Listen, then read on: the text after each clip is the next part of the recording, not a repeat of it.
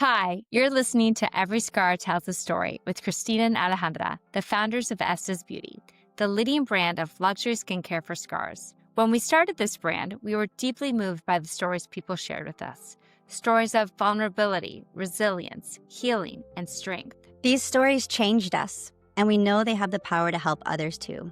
We created this podcast to turn those stories into something bigger, into something healing. Thanks for being here. We are so excited today to have Leah Koskinen with us. She is a mom of two, a melanoma cancer survivor, and an advocate. And you can follow her entire journey on Instagram. Her handle is MakeDermSure. Leah, thank you for being here. We're so happy to have you. Yeah, thank you for having me. It's so good to connect with you guys always. Yes, Leah has been a great friend of ours, just sort of through Estes. So we know a lot about her story with melanoma through her social media. But Leah, we do not know your story before melanoma came into your life. So do you mind, for us and for the listeners, giving us like a little background story on who you were before you were diagnosed and where your life was at that moment? Yeah, such a good question. At first, I was like, oh my gosh, I don't know. What was my life like before my diagnosis? I think for me, it was like there was the me before cancer and the me after cancer. And they were both great people. But as weird as it is to say, I am grateful that I am the after cancer Leah, because it's just been quite the transformation. So me 8+ years ago, my husband and I have been married for 10 years. I shortly after we had my son, like 2.5 months, 3 months after, we ended up moving to Canada. I'm originally from Michigan, as is my husband. And we moved there, like 3 months after he was born, which was weird timing because I was getting ready to go back to work. And I never thought that I would be a stay-at-home mom. My mom was a career mom. I've always kind of had that vision for myself that if anything, my husband's going to stay home because I'm going to be out there doing all the things, climbing the ladder, that whole vision, that picture. And at 2.5 months after my son was born, I was not ready to go back. And we got this opportunity to move to Canada for my husband's job for 2.5 years. And I didn't want to send my baby to some daycare in a new country where I knew nobody, we knew nothing, craziness. So we moved to 45 minutes outside of Toronto, and we were there for 2.5 years, and I stayed home.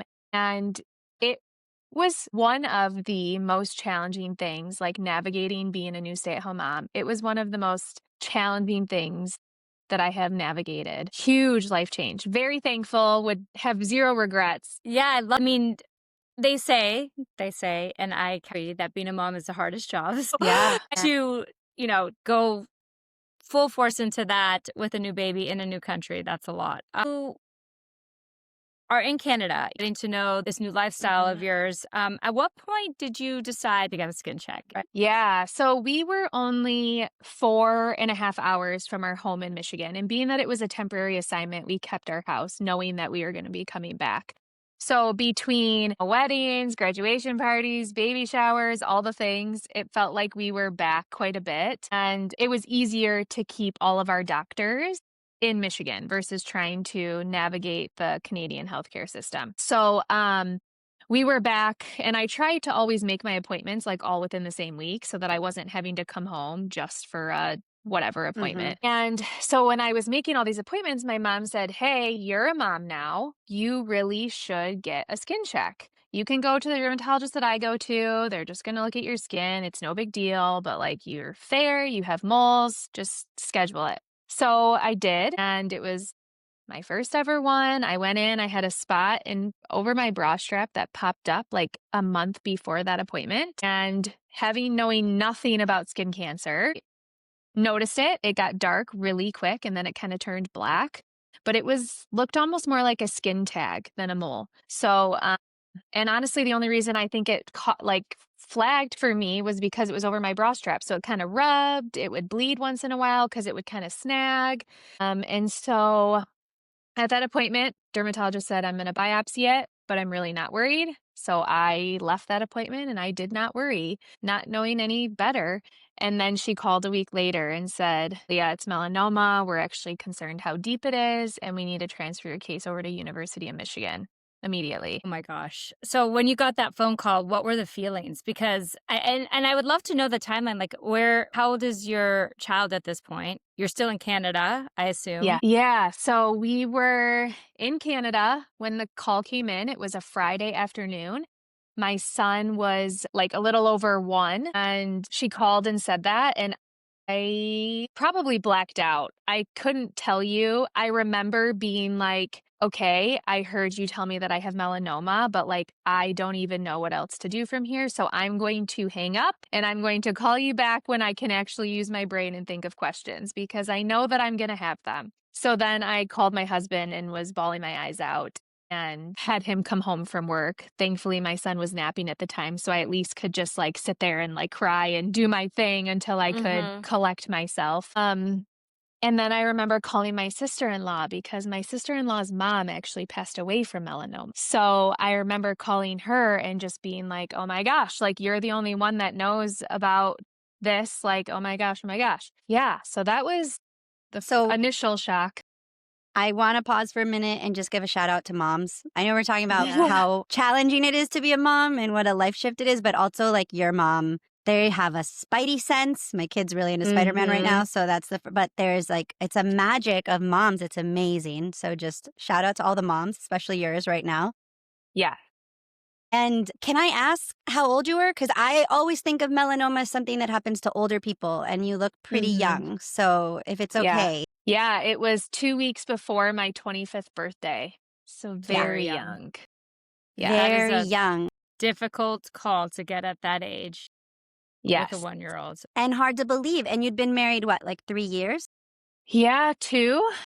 Probably 2. We got married in 2015 and I got the call in 2018. It's just not how you would ever imagine your life going, right? Like 2 years Right. married, a 1-year-old. That's just the last thing that anyone imagines happening at that point in time. Already felt so like unlike myself because I was already in this huge transition phase of like my whole identity is now being a stay-at-home mom. Like that put me into a panic. And then it was like, and I'm isolated in this country with my son waiting for my husband to get home from work. Like the Yeah. whole thing, like I Yeah. remember saying to myself, like if your 18-year-old version could see you, they would laugh and be like, there's no way that that's her life.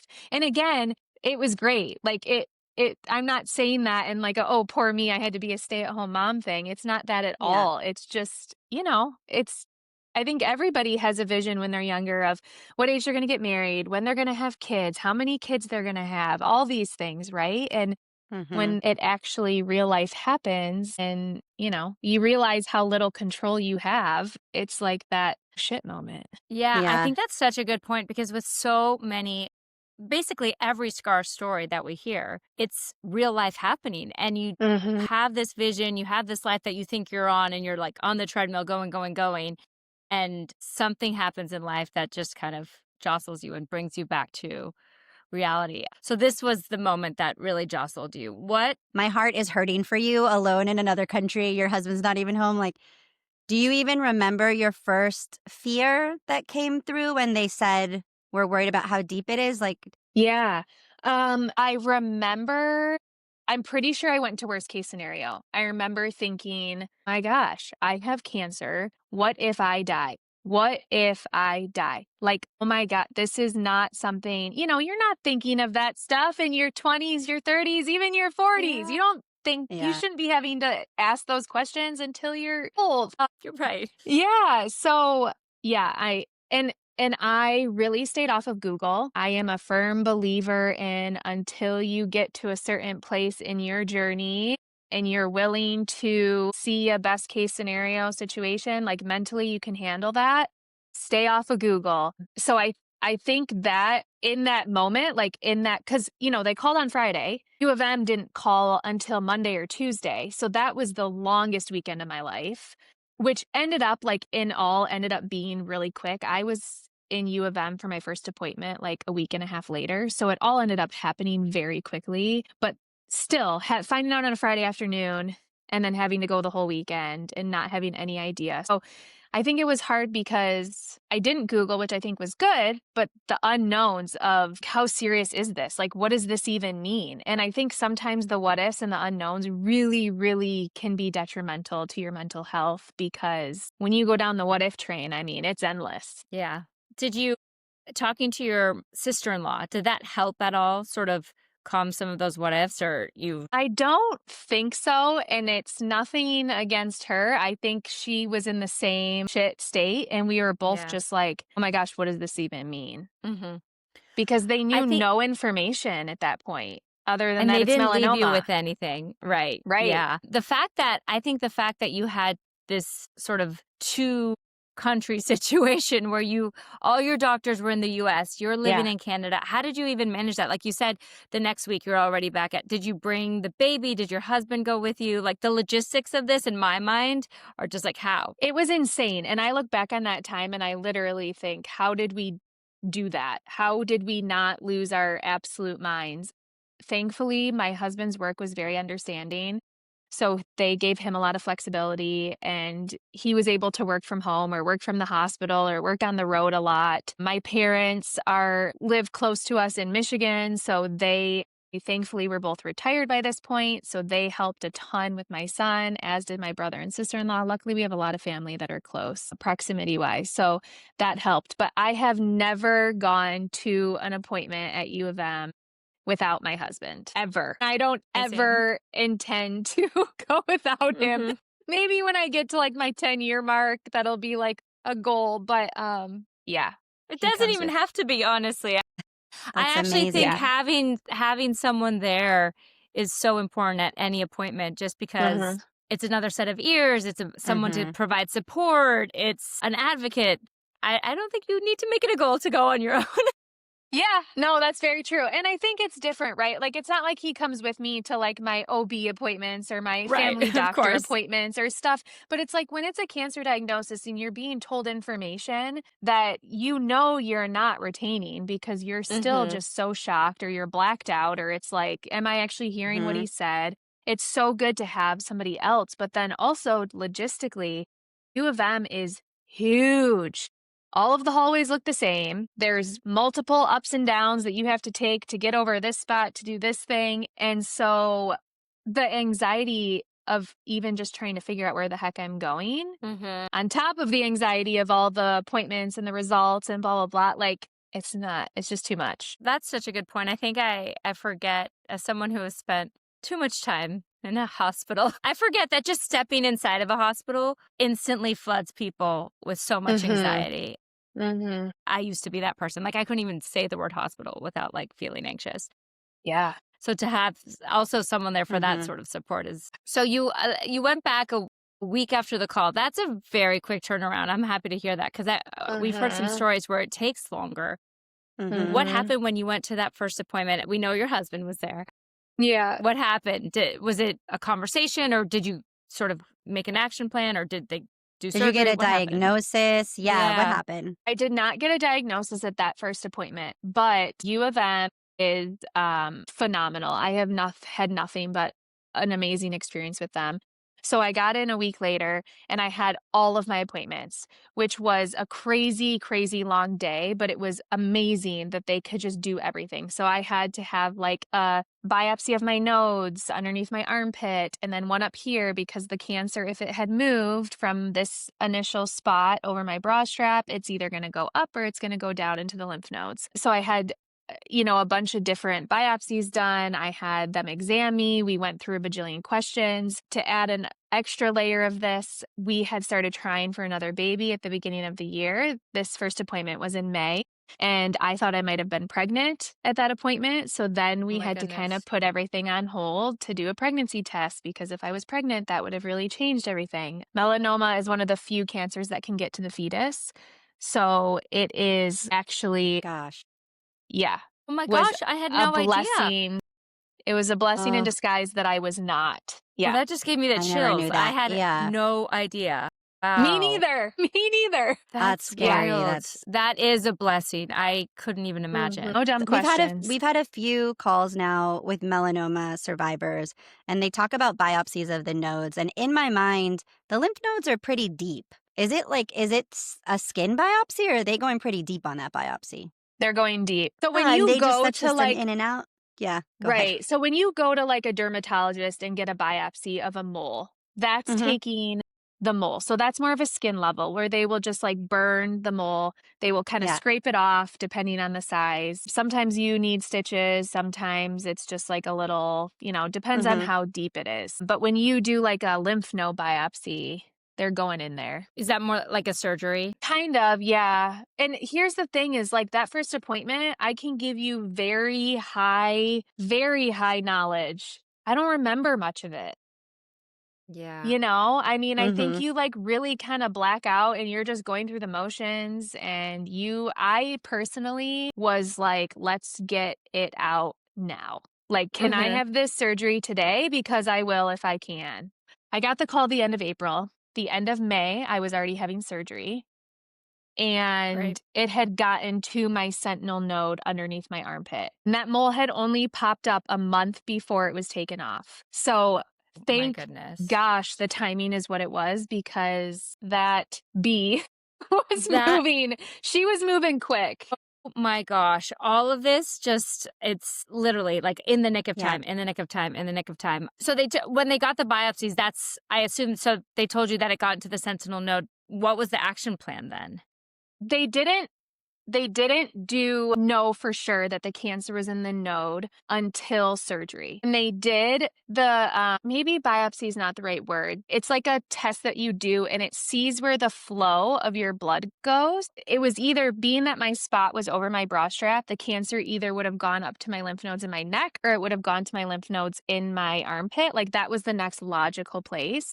So they do a test to figure out, okay, what if there is cancer, which direction would it go? Mhm. And they felt like mine would go into my armpit. And then when I went in and had surgery, they removed the surrounding area to make sure that the margins were clear of cancer there, which they were. And then they took out my sentinel node underneath my armpit, and that did test positive for cancer. Okay. So what was, I guess, like how big is the incision? Were there 2 incisions? Yeah, I have 2. Yeah, so I've got the one over my bra strap, and it's, I don't know, at least 6 inches long, I would say.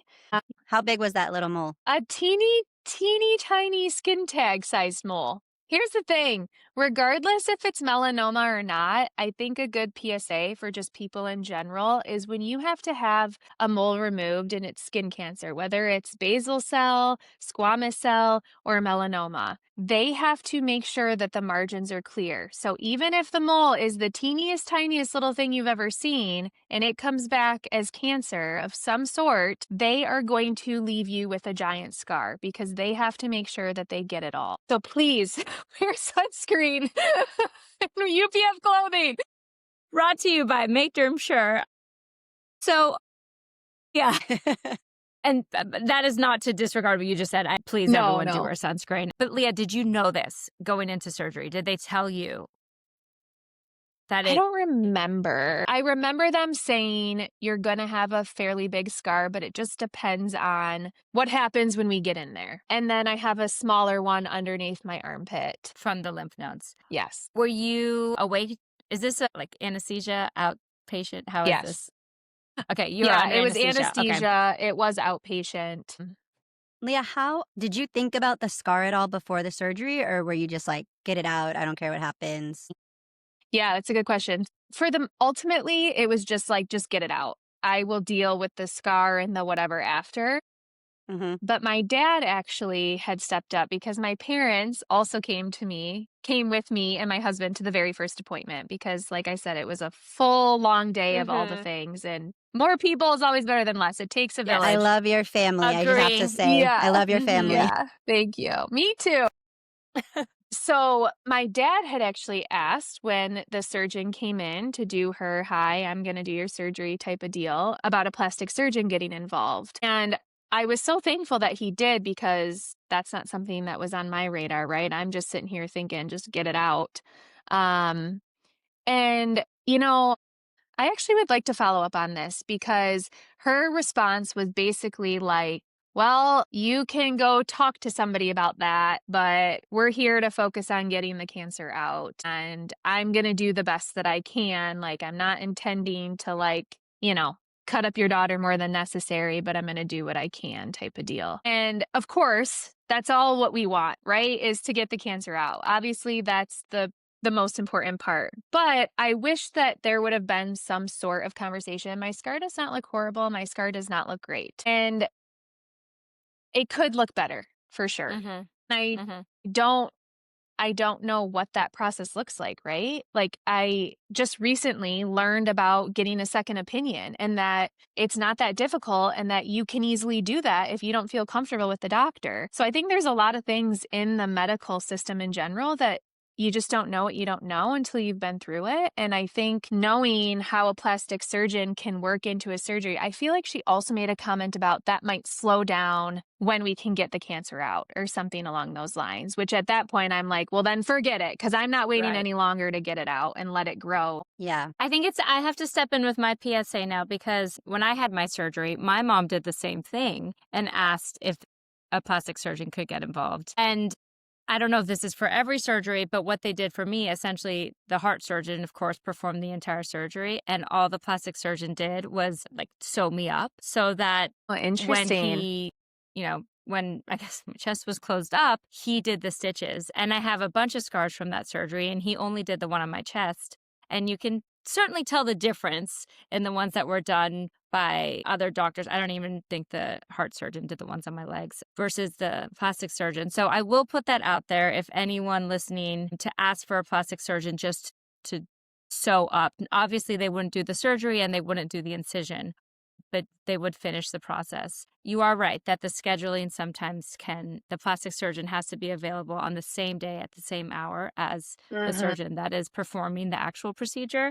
So that, in mine, I had a little bit of time, but I could imagine that with cancer, minutes, days, hours count. So Yeah. something to take into consideration. When you came out of your surgery, did you look at your scars, or were they still very raw and you couldn't even look at them? What happened I post-surgery? remember looking at them pretty quickly. The crazy thing is, and again, this was 7 years ago now, so social media, obviously Facebook was around. I'm sure Instagram was, but it wasn't like how it is now. So I think just like taking pictures in general of some of this stuff wasn't as, like, I don't know, accepted, or whatever the word is. But I still think it's crazy. I do not have a picture of my scar shortly after it happened, like, at all. Like, there's nothing. I've asked my husband's to look at his phone. I've asked my parents to look at their phone. I've looked through I have nothing, which is odd for me, because even 7 years ago, I still love taking pictures of everything, even if I wasn't posting it on socials. So I do remember looking at it pretty quickly and wanting to know how big it was. Yeah. You got to leave the bandage on for the first, whatever, 24 hours or whatever. Yeah. When you woke up right after the surgery in the hospital, I assume you're laying in a bed in the post-operative room and you wake up. Do you remember waking up? Do you remember feeling anything? Do you remember when the anesthesia started wearing off and you could feel things again? I don't think this is going to come as any surprise, but I was asking for my husband. I was like, no, I need my husband in here now. Okay, well, you need to wake up a little bit more. Yeah, no, I'm awake. I need my husband in here, That is literally all I remember focusing on for the first, 20 minutes. Do you want something to drink? Yeah, I'll drink something when my husband gets in here. That kind of thing. I love it. So, but what I remember most is, because it was by my shoulder, I could not lift my son for, I believe the initial thing was 6 weeks. Being a stay-at-home mom, like, he's home with me all the time. It's not like he was at school every day and I would get that break. So I remember coming home that night and him running up to me and me just crying because I couldn't pick him up. Yeah. I just got Well, teary-eyed. that's going to make me cry. Yeah. Yeah. My How did you do it Gosh. actually? I like for 6 weeks, how did you do that with a 1-year-old not being able to pick him up? I don't remember. I Yeah. really think it goes back to the whole, like, it takes a village thing. Like, Mhm. my husband took a little bit of time off of work, my parents would tap in, my brother and sister-in-law were around, my husband's parents came down, I'm sure I cheated and carried him on the other side. It was not a fun time, and I also vividly remember it's my left side, so if I'm in the passenger seat of the car, I did not have the mobility for, like, almost 8 to 10 weeks of being able to turn around to hand him a snack in his car seat, and Mm-hmm. that nearly pushed me over the edge some days, is that I couldn't Mhm. physically give him something. Yep. Oh my goodness. Did you explain anything to your son? Did you tell him mommy's going to the hospital? Or, I mean, I know he was 1, so like language is still new, but. Yeah. No, we did, and we talked about, like, mama has a boo-boo, and you have to be careful because he was definitely, like, a rough and tumble type of toddler, so I was more Mm-hmm. concerned about him, like, somersaulting and Spider-Man, we're back to Spider-Man, doing some sort of Spider-Man move right onto my shoulder. Yeah.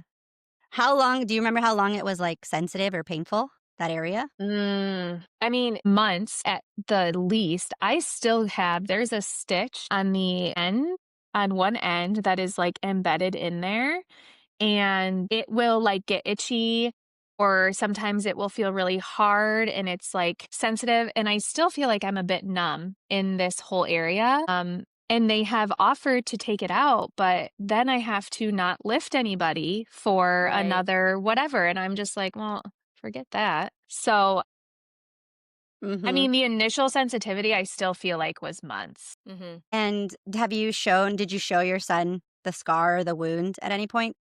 I'm asking about children because my kids have I have C-section scars, and my kids have had so many questions about my C-section Mhm. scars. And I feel like we can be very clear with children in a way that we can't be with adults. So that's why I'm curious of like how the story was told to them, you know? Yeah, so this is a tough one, and I think it's because of the type of cancer that I had because, I for the first handful of years it was just like mama had some like bad stuff in there that the doctor needed to take out. So the doctor uses tools and my son's very like engineer brain analytical, so he's more like, "Well, what kind of tools did he use? Did he do, so then we get off on like a I'm, like, making up all these tools, like, yeah, Yeah. one that looked like tweezers and one that looks like scissors and.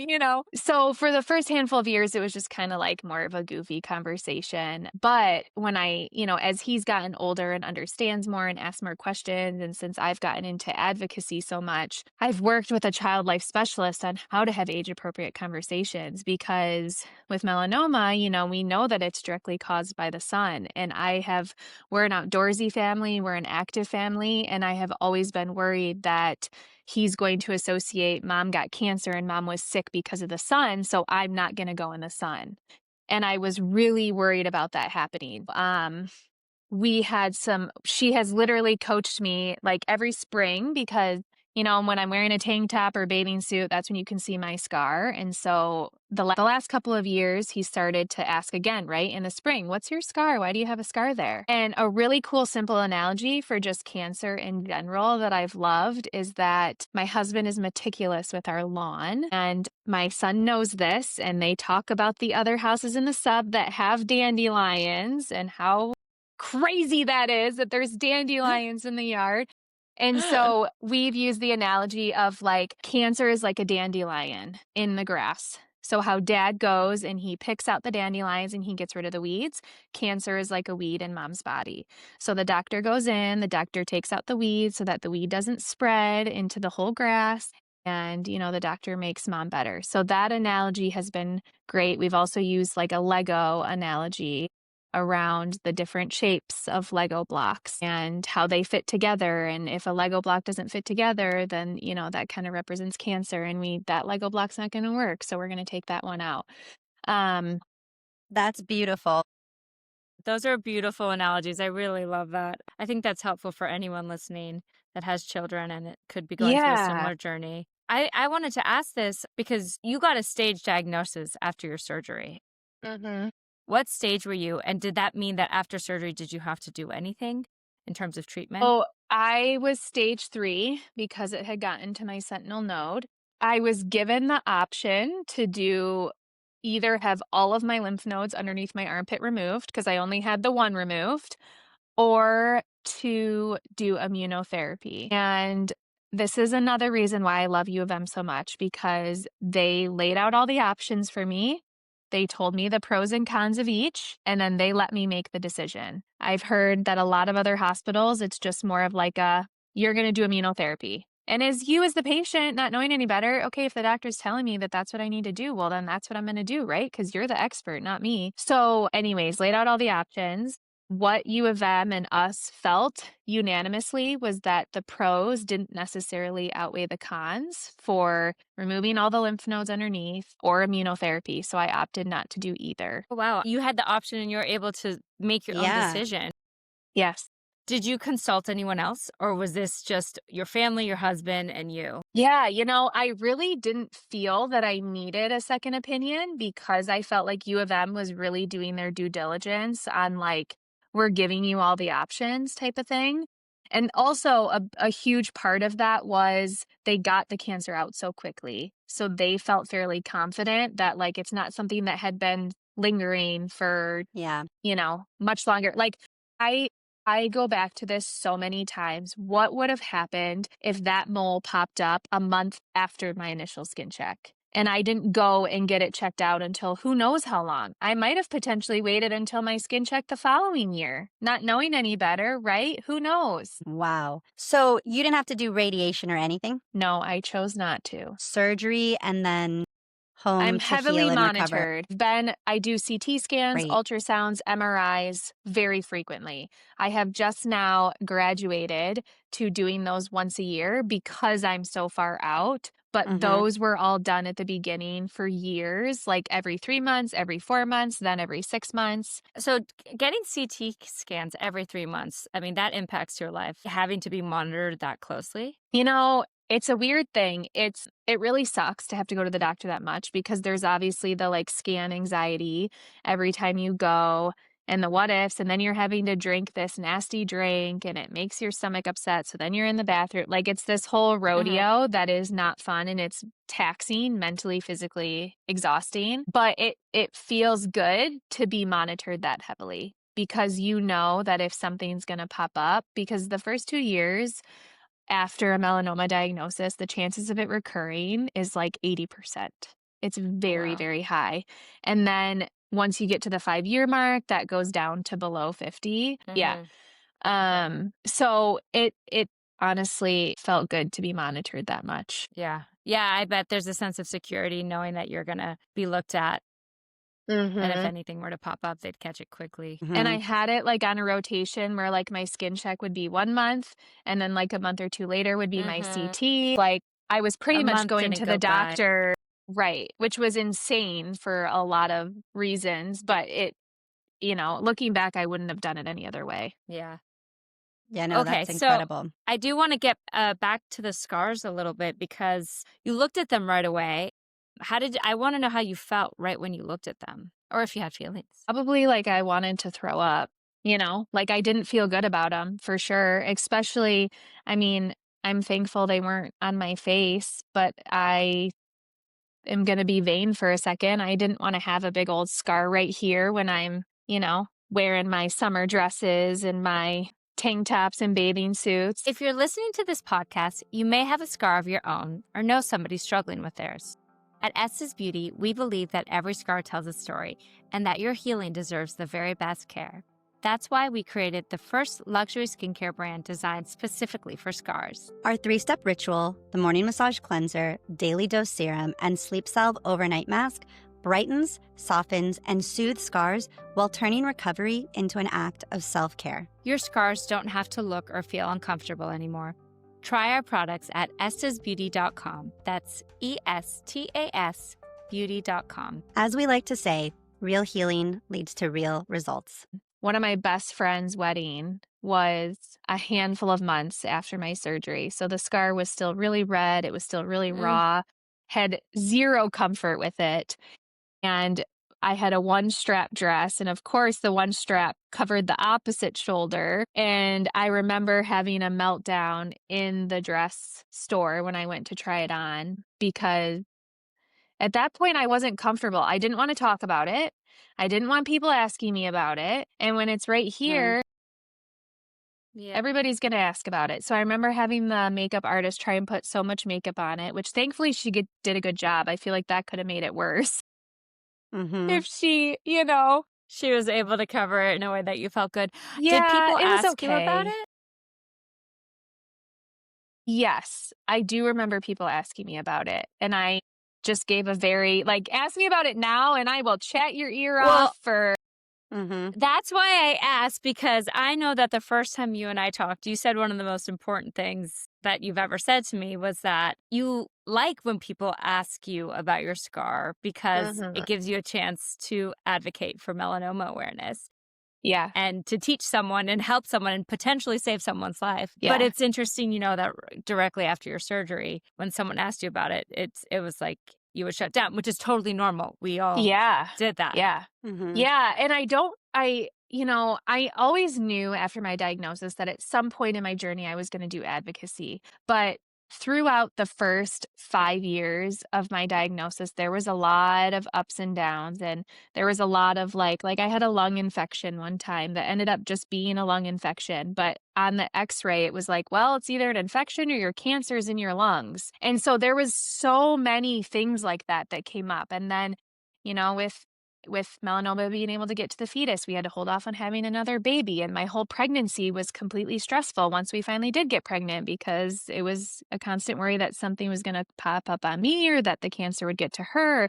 all sorts of things. So I think it really took so much time for me to heal and so much time for me to like focus on me and my family Mhm. and getting through a lot of these like gigantic hurdles that just kept popping up to then be like, okay, I'm to the point where I need to talk about this because this is so serious. This is so important. And I have a lot of people on Instagram that ask me those things. And I'm like, you guys should have seen me 5 years ago. I was not like sitting here bubbly talking about skin cancer. It's time heal, practice. Yeah. We've had this conversation with a few of our guests that it is so important to take care of yourself and baby yourself and do the things that Hmm. you personally need to heal in order to move forward. And I Yes. think we forget that. Sometimes we want to just rush and get to the other side of things. But 5 years is, I mean, some people it takes them 15 years, like 5 years to heal. Look what you've done after those 5 years. So I'm happy to hear you reiterating that, because it really is one of the most important steps of healing is taking care of yourself and your mental health.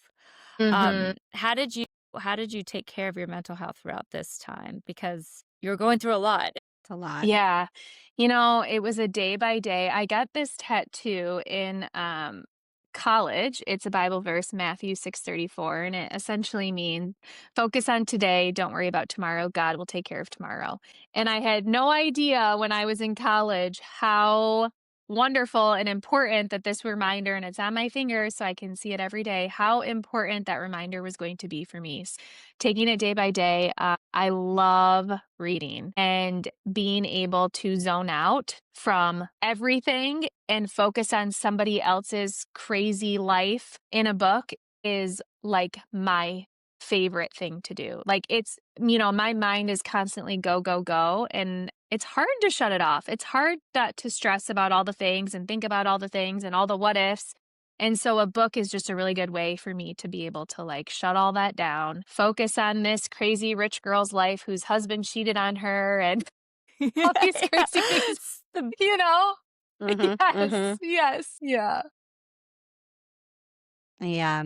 So I I really want to ask, you're in such a good place now, and I know you're doing all this advocacy. So, was there a moment when the switch kind of happened where you were like, not in the trauma phase of your relationship with your scar, but in a phase where, and the whole, obviously, the cancer.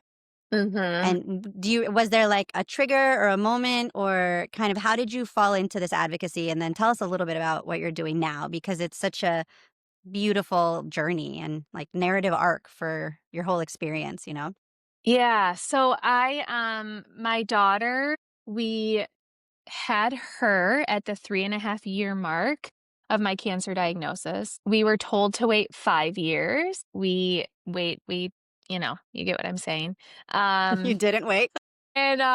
so I really kind of closed in and honed in on just like being calm, all the things that you try and do anyways when you're pregnant. You're trying to stay calm, you're exercising, you're doing all the Mhm. things. I was super sick, so I wasn't actually eating that healthy or any of that kind of stuff. Don't let me fool you. You know, I was so worried because the increase in hormones during pregnancy can potentially like elevate any dormant melanoma cells. So it was so important for me to be like, you really need to do what you need to do. You need to survive here. And then after she was born, we had her placenta was sent off right away to U of M for testing to make sure there was no cancer cells in there. Thankfully, that came back negative. So having her be born, having me not have anything come up, and then having those placenta results was like the biggest deep breath I've ever taken in my Yeah. life. And so after that point, I then started to feel like, okay, I can stop solely focusing on me and this unborn baby, and I can start to like do other, I've always been like a helper. I feel the best when I'm helping other people. And I knew that helping other people deal with it was something I wanted to do from like day one. It was just a matter of how can I do this and actually show up. And I felt like once she was born and once I got through that newborn stage, it was like, okay, I feel ready.